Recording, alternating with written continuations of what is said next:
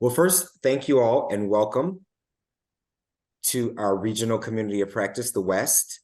And we are Refugee Housing Solutions. And again, if you can, please put your name, your organization, and your email address in the chat, and it would be greatly appreciated. And the agenda today, of course, done introductions, and I'll introduce the guest speaker. And then following, we'll have a question and answer session, which is a facilitated discussion. And we'll feel free to ask your questions there. And who we are at RHS. The RHS team includes housing strategy and innovation specialists who work closely with the 10 national resettlement agencies and 300 plus local affiliates offices, property managers, landlords, refugees, and ORR funded partners to pursue the RHS mission, which is to increase access to safe, dignified, and affordable housing for newcomers. Other stakeholders are government, private sector, community, and faith-based groups, higher education, and refugee newcomer partners. What we offer for refugee resettlement practitioners, housing providers, and private sector high stakeholders and others, and to support refugees and other newcomers in addressing their challenges and finding opportunities to secure safe, dignified, and affordable housing. And that is the RHS team, which we also curate, create, and share resources to include toolkits, guidance documents, fact sheets, and other educational training materials. And we offer a variety of training and technical assistance and convene our regional communities of practice, as well as other working groups such as our National Housing Working Group. Now, with that being said, I am going to stop sharing my screen when I can locate the button. And there we have it. And I want to introduce to you today, Emily Walters Laney. Emily is the executive director for the Welcome Co-op, who is our presenter today, and has over 12 years of experience in nonprofit leadership and higher education. She has also held leadership roles in development and programs at 2 of Atlanta's refugee resettlement agencies.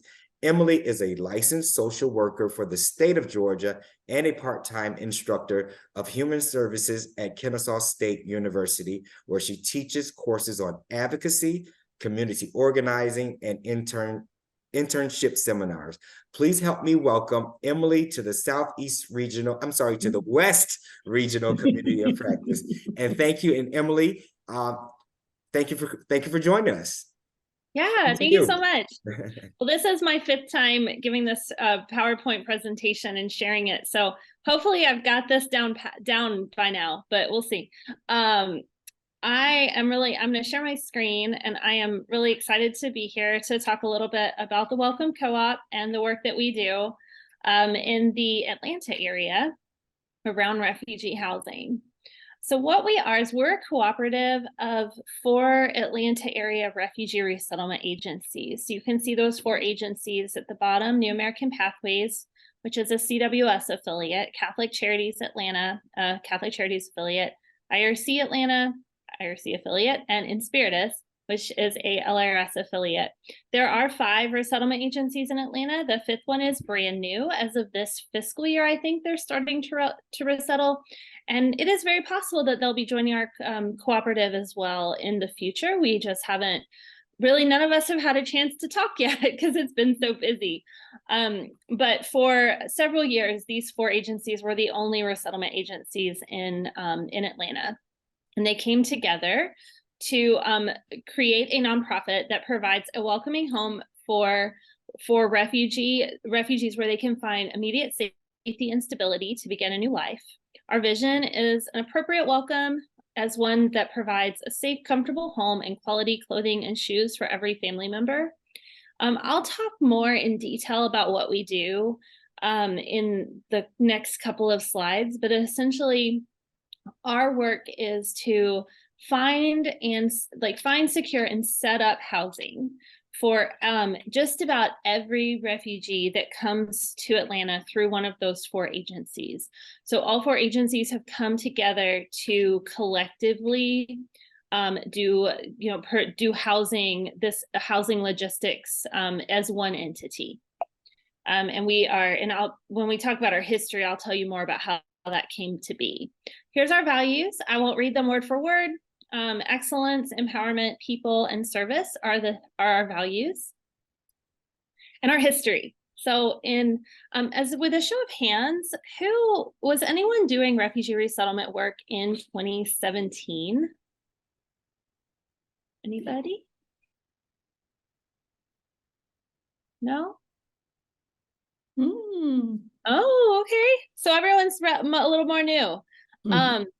Well, if you were in this work in 2017, that was when resettlement took a significant, due to federal policy, we had significant challenges. So over 120 agencies closed around the country in the span of a couple of years, including one in Atlanta.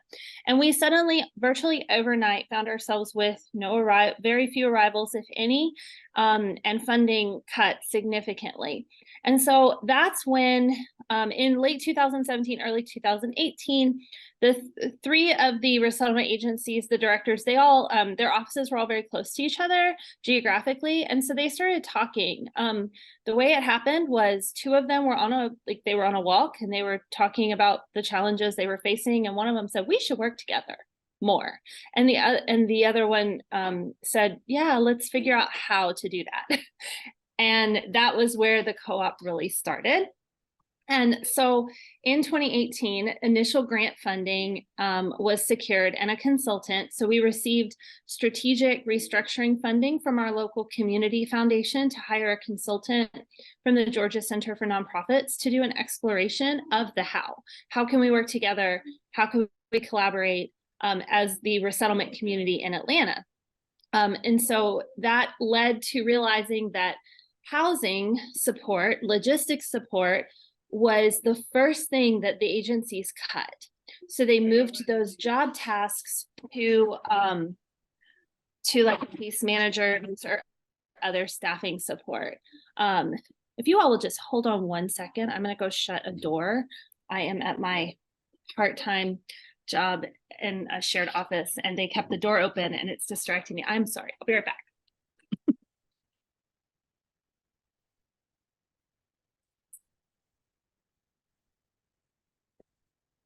Okay, we are at the end of the semester, and the last 4 times there's been no one here, and today there are a lot of people here. So in 2018 we received this initial grant funding, and then we in 2019 we started a small capital campaign and received our first large grant that allowed us to hire our first staff. So the first staff member who was hired, his name is John Arnold. He has been doing refugee resettlement work in Atlanta since 1996. He was at World Relief, which closed in 2019. And so our team, I was on the board of the co-op at this moment. We were like, John, you want to come over and talk to us about this new venture? John actually was the case manager for one of the directors in Atlanta, who is from Rwanda. So he has a long history of welcoming newcomers to Georgia, and is just incredible. I've been doing his job for the last 2 weeks because he's been out of town, and yes, I'm learning a lot about how hard John works. So we hired John and then some logistics specialists, and they began setting up apartments in FY20. So in fall, November, December of 2019, we started operations. 2020, we received our 501c3 status as an independent nonprofit. We are still under a fiscal agent. One of our partner agencies, New American Pathways, is the co-op's fiscal agent, just to provide some of that infrastructure that we don't have just yet. But we are a nonprofit organization now. In 2021, the 4th resettlement agency in Atlanta, Inspiritus, joined the co-op. And then in FY22, we've increased our outputs 5 times from the previous year. So federal policy changed again, but then the Afghan evacuation and all of the events in late 2021 calendar year resulted in Atlanta increasing the number of refugees served by 5 times. So we went from setting up 100 apartments a year to 500 apartments a year very, very quickly. Which led us to realize we needed to go deeper and to really move into a new chapter as an organization to be more fully established. So we launched the next phase of our capital campaign, which we are almost done, and which the first gift from that capital campaign allowed us to secure a permanent space, which we expect to be moving into in December. They say that with hope. We're waiting on permits and business licenses, but we're getting there. And then they hired me as the first executive director of the organization. And so that was the pathway of how we came to be who we are. So what do we do? What does this look like? So our senior housing manager works directly with each resettlement agency to get their arrival information and to secure housing for them. We then schedule and set up the housing, as well as receiving and inventorying donated and purchased items in our warehouse. So we kind of manage all of those initial setting up a welcoming home for new refugee families. We develop and manage partnerships with housing communities in Atlanta. That ranges from just knowing a manager and having an advocate within like a manager at an individual complex to we have a pretty large strategic partnership with a property management company in Atlanta they are really very, very friendly towards providing housing to refugee families, and their president is on our board. So we kind of have very deep relationships, but then also John manages relationships with managers at different complexes. We also have the Shop of Hope, which is like a clothing closet, thrift store for new families to shop, and we engage with volunteers. I'll talk a little bit later on about how the co-op has allowed us to engage with volunteers in a really great, consistent way. But we get a lot of referrals from our partner agencies for volunteer groups too, that work at the shop or do apartment setups as well. So how this is structured, what this looks like is our staffing is me, our senior housing manager. We have 3 logistics specialists, a Shop of Hope manager, and an AmeriCorps member. Now, we are at capacity. And so I do expect in January, our structure to look a little bit more like a senior logistics specialist, 2 logistics specialists, and potentially a 3rd logistics specialist, or we're also exploring staffing agencies for like kind of temporary help and people to come in for a couple of days at a time, because we are finding ourselves some days with 6 to 7 setups that are needed, which is impossible for one team to do. So we're working towards having a 2-crew situation. And so the structure may look a little different in the coming months, but that's because of growth, continued arrivals and increased arrivals this year. We have a board and an advisory council. We have an RA as our fiscal agent, which is New American Pathways. In our first phase of operations, Catholic Charities has provided warehouse space that we've rented from. The IRC for a period of time provided shop rental, like space we had the Shop of Hope in, and then Inspiritus provided a church partner for the Shop of Hope most recently. So every resettlement agency has really contributed to the partnership in the ways that they're able to. And I'll talk about funding when I talk about our funding, how they contribute financially to the sustainability of the organization. And then we are moving to a warehouse office space that will also have space for our Shop of Hope. That says November. I need to change it to December. I was so optimistic, but we will get there. We have signed a lease and we have architectural plans. So we are making our way, but we'll be in one space, and it is in a central location very close to where our partner agencies have offices. So how is it funded? Private donors and local foundations. So our capital campaign has largely been funded by local foundations that focus on capital funding. We have had 2 large foundations that have given us multiple gifts, and we're in the process with a 3rd to kind of help close out the campaign actually in the next couple of months. We're very optimistic about that. We've had a couple of grant collaborations with member agencies. And then our most consistent source of funding for our operations is we charge a fee per apartment setup to each agency. And so we have 3 tiers of fees: a full setup where we do everything from securing the housing all the way through providing all the materials and doing the setup. Then we have kind of a middle tier. We've been using the middle tier a lot in the last couple of weeks because we've been busy. To where, for example, IRC, they brought a team of 3 people to help do setups today. So in that case, we would charge like the middle tier of the setup fee. And then we have the lowest tier is if we just are asked to drop off a bed or drop off a household kit or hygiene kits. We charge just a tiny bit just for the warehousing and the inventory management of that. And then community and corporate donations. We have a couple of corporate partners, a couple of faith partners that we will have that will receive in-kind and cash donations occasionally as well. Those member agency fees generally support our logistics team and our shop team, and then our capital campaign is supporting kind of these new expenses while we build up supplemental funding. I hope that we can continue to build private funding up to the point where we aren't charging as many agency fees, to where we can pass those savings on so they can focus more on case management and really supporting clients after they arrive.